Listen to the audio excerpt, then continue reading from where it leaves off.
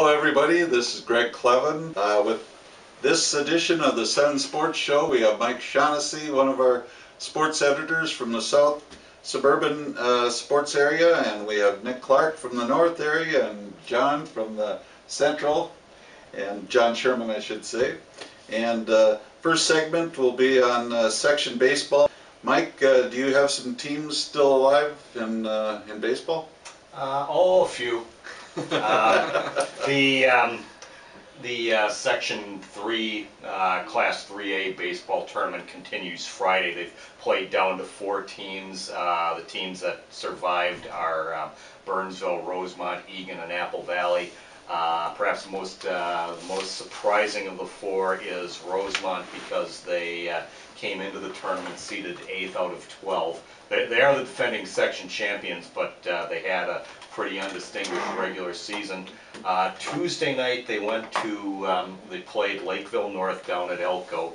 They needed to win 2 games to advance, and they ended up winning both by shutouts, 4-0 and 1-0. And Lakeville North, as probably a lot of people in our coverage area know, has had an excellent season. They were ranked #1 in the state for a while, won the Lake Conference Championship, and in a kind of an indication of the pitfalls of weekly newspaper deadlines. I'd just gotten done writing a story about how well Lakeville North had been hitting the ball, and they dropped out of the playoffs on back-to-back shutouts.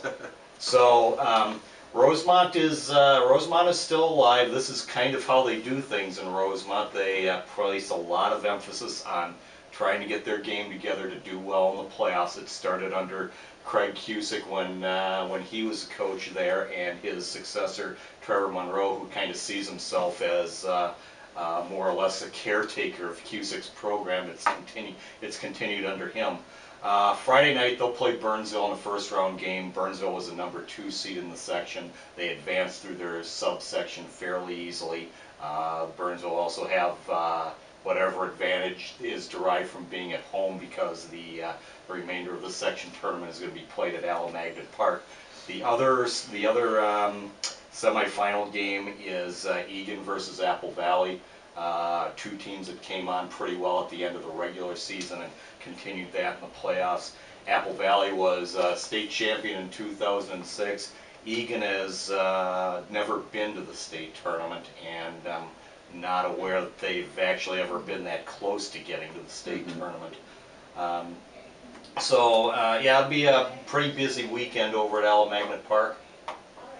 Nick, how are your teams doing in the section baseball tournament? Well, we got 2 left. Orono's still alive in section 5A, Class 2, Section 5A. They've had a pair of wins. They beat Brooklyn Center, then Delano to move into the semifinals of that tournament. Wayzata is still playing in Class 3A, Section 6, and what should be a pretty exciting Final Four. The Trojans were the 2 seed, I believe, in that section. Hopkins was #1. They're still alive. Bloomington Jefferson, Greg again made it, out of their subsection and found a way to keep playing this long. And then what's the 4th team that's still? Edina's still playing. Yeah, Edina made it out of their subsection. Can't forget Edina. Yeah, that section Final Four gets started tonight actually, and is scheduled to conclude tomorrow night at Parade Stadium down there in the shadow of the Basilica in Minneapolis. And it should be pretty good. Wayzata, they're kind of like a lot of teams right now, in that they really rely on one pitcher. And they're kind of searching for a #2 guy most of the year. That #1 though, Billy Soul, has been fantastic. Almost 40 innings this year. His ERA is well below 2. His strikeouts are up. His walks are down. And when he's pitched well, Wayzata has won. Good example. To get out of their subsection, they needed to beat St. Louis Park twice. They won 10-2 in a game Billy pitched. In a game he didn't pitch, they won 10-9. And that's kind of been their story. When he's pitching and when they're hitting, they're really tough to beat. When it's anybody else, it's kind of a crapshoot. I think they're 13-7, 13-8 overall, somewhere in there.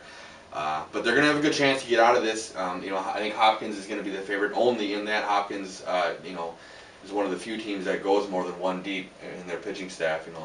Sean Borman's a tremendous #1, but I know they got some other guys that can throw the ball.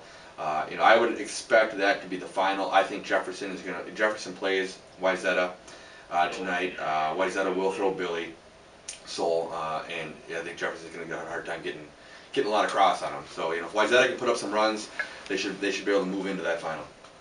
It's going to be a good one, Nick. Billy Soul last week against St. Louis Park. They were trailing in the 8th inning. Park scored a couple on top of the 8th. Billy hit one over the scoreboard out at Braemar to tie the game. I failed to mention his offense. He leads the team in home runs. He's batting around 500. It's baseball's a team game, but he's been quite the one-man show in this postseason for him. It's a good matchup with Billy against Sean Borman from Hopkins, the other player you mentioned. Borman, ironically, was the only Hopkins pitcher who lost to Armstrong last week in their subsection. He lost a 3-2 game in 9 innings to those pesky Falcons, and then the other pitchers came through with a couple wins, and Hopkins is right there back in the thick of it. Edina is kind of a surprise team. They've got a real strong pitcher, Danny Smith, who got them past Richfield 3-2 in the subsection final. And Edina's hitting the ball well. John Gideon, Andrew Fink is coming on strong, Dave Newman, Vince Williams, just to mention a few of the guys who've been sparking their offense.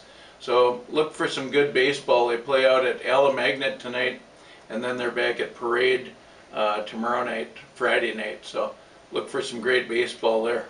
Real quick, we should probably mention Section 5 too in Class 3A. All the teams in my specific coverage area have been eliminated. But in terms of schools we cover, there's still a couple alive. Irondale, which is in our Sun Focus group, needed to beat Cooper twice on Tuesday to advance, and they ended up doing that. I believe it was 7-3 and 3-1 in there to win that subsection. They've advanced along with the defending state champion Coon Rapids is still playing, Maple Grove and Centennial. Centennial has been just rolling through this section tournament so far.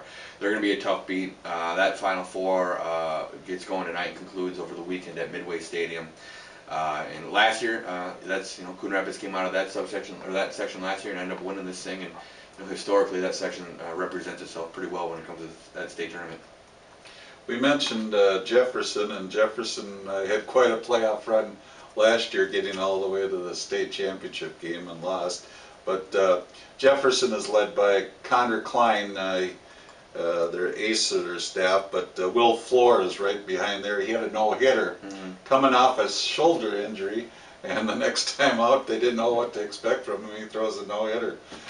So they've got a couple of pitchers that can do it. They got the Cyril brothers, Ryan and AJ, that are capable of producing some runs. So Jim guess they play about 500 ball during the regular season the last couple of years, and then they make their playoff runs. So as far as Eden Prairie, they're in the Section 2 Class 3A tournament, and Mike Halloran's got a good group over there. One thing they always have over at Eden Prairie is depth, and this year is no different.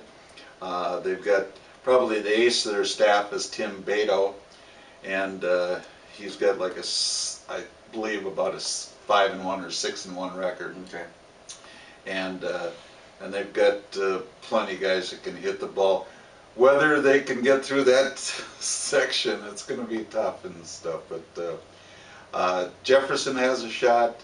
I think Eden Prairie probably has a better shot. I think Jefferson is in a very tough section. Yeah, those, especially with, Wayzata and Hopkins, and, Edina as well. The Classic Lake was, I think, up this year, baseball-wise. Just the 5 teams, all 5 were competitive. We talked about Armstrong and the work Hopkins had to do to get by Armstrong. And Armstrong was a 500 team this year, but the 3 times I watched him play, they caught the ball, they pitched the ball, and they hit the ball. I mean, you had to beat them. They weren't gonna lose the game on their own. You got 4 Classic Lake teams still in the running, and Greg, your Eden Prairie boys are going to have to try to get by Paul Twinge's Minnetonka Club, and they're a good, solid team all around. They hit the ball well, 1 through 9.